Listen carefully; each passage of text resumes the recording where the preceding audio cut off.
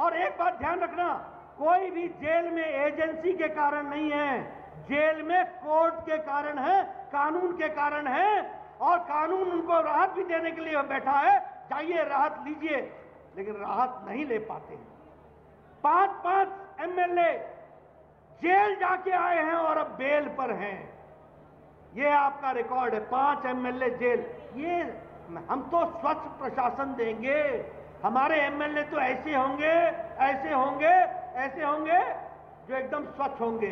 Jail और bell के बीच में घूमने वाले एमएलए वो आज आम आदमी पार्टी के एमएलए हैं, ये हमको ध्यान में रखना। मित्रों, मैं बहुत लंबी कहानी आपके सामने रख सकता हूं मैं, लेकिन आपसे जरूर एक बात कहना चाहता हूं कि अब जल बोर्ड की निगम की बात ले लो। 535 करोड़ के लाभ हमें था, आज सैकड़ों करोड़ के घाटे में है, और वहां भी ऑडिट रिपोर्ट के लिए 58,000 करोड़ रुपए का ऑडिट नहीं हुआ है।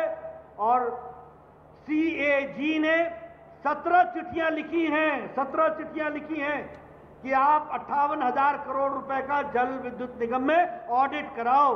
वह ऑडिट नहीं हो रहा है, यह है आपका ट्रैक रिकॉर्ड। मित्रों, ऐसी भ्रष्टाचारी सरकार को हमें छुट्टी देनी है, और आने वाले समय में बताइए, हम उत्सव मनाएंगे ना, हम आगे विजय होंगे, पूरी ताकत से लगेंगे।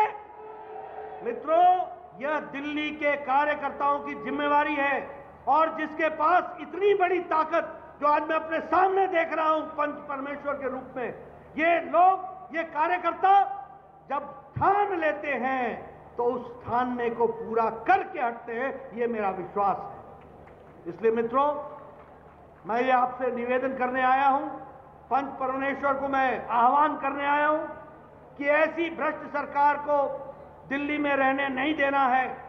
आने वाले एमसीडी के चुनाव में इनको शिकस्त देंगे, और उसके बाद आने वाले विधानसभा चुनाव में भी इनको शिकस्त दे करके या भारतीय जनता पार्टी को स्थापित करेंगे।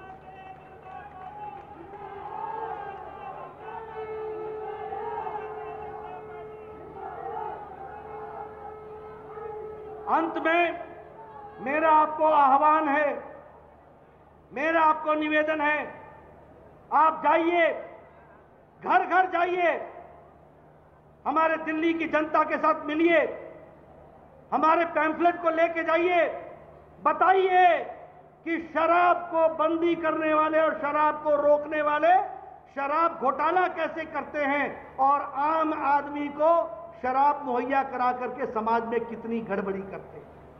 आप जाइए, लोगों को बताइए कि स्वास्थ्य के नाम पर जो कहते थे कि हम इतने 1000 बेड खोल देंगे, बेड बना देंगे, आज वो यहां पर एक हॉस्पिटल तक नहीं बना पाते। जाइए, जनता को बताइए कि स्कूल किस बदहाली में है, किस तरीके से स्कूल में प्रिंसिपल नहीं है, किस तरीके से मुझे बताया गया कि यहां 10वीं और 11वीं की कई स्कूलों में कक्षा एक दिन बाद होती है, एक दिन की छुट्टी देने के बाद फिर अगले दिन छुट्टी के बाद क्लास होता है। इनका इंफ्रास्ट्रक्चर इतना कमजोर है। जाइए, जनता को बताइए, इनका जल विद्युत बोर्ड का घोटाला बताइए, ट्रांसपोर्ट का घोटाला बताइए, एक्साइज का घोटाला बताइए, शिक्षा के क्षेत्र में हो रहे घोटाले के बारे में जन जन को बताइए। और मेरा आह्वान है कि भारतीय जनता पार्टी को यशस्वी बनाइए, और दिल्ली के लोगों की सेवा के लिए हम सही मायने में लगे हैं, उस पर हम जुट जाएं, यही मैं आपको निवेदन करने आए हैं। आप दिल्ली की जनता की सेवा करेंगे ना, जन जन तक जाएंगे ना, उनको सही बात बताएंगे ना, कमल खिलाएंगे ना, दिल्ली को अच्छा बनाएंगे ना, दिल्ली को स्वच्छ बनाएंगे ना, दिल्ली को बेहाल से मुक्त करेंगे ना। मित्रों, इसी आह्वान के साथ आप सब लोगों ने मेरी बात सुनी और इतनी बड़ी संख्या में आए, आपका बहुत बहुत धन्यवाद। बोले भारत माता की, भारत माता की, भारत माता की।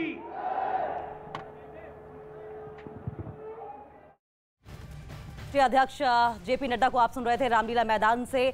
को संबोधित करते हुए 1 लाख कार्यकर्ताओं का जमावड़ा वहां पर लगा था। दरअसल इसे शक्ति प्रदर्शन के तौर पर देखा जा रहा है बीजेपी की, और वजह यह भी है कि इस साल के अंत में नगर निगम चुनाव है, जिसको लेकर आम आदमी पार्टी इस वक्त टक्कर देती हुई दिखाई दे रही है और जोर शोर से तैयारी की जाती रही है।